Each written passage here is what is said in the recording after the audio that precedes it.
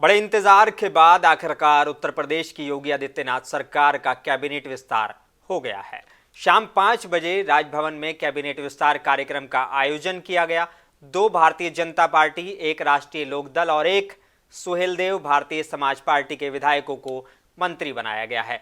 पहले से दावा किया जा रहा था कि भाजपा, राष्ट्रीय लोकदल और सुभाषपा को मिलाकर 6 से 7 मंत्री शपथ ग्रहण कर सकते हैं। हालांकि 4 मंत्रियों को ही शपथ दिलाई गई।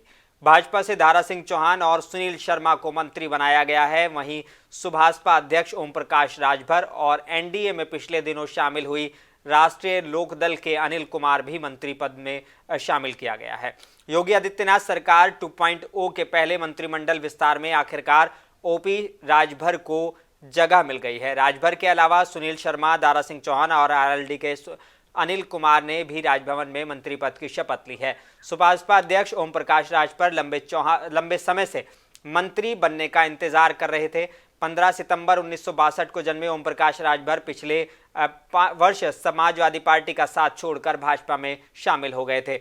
वाराणसी के सुन्नू राजभर के घर में जन्म लेने वाले ओपी राजभर ने राजभर राजनीति को खूब गरमाया है। भाजपा की योगी सरकार के पहले कार्यकाल में भी राजभर को मंत्री बनाया गया था। वो 2019 तक योगी सरकार में मंत्री थे।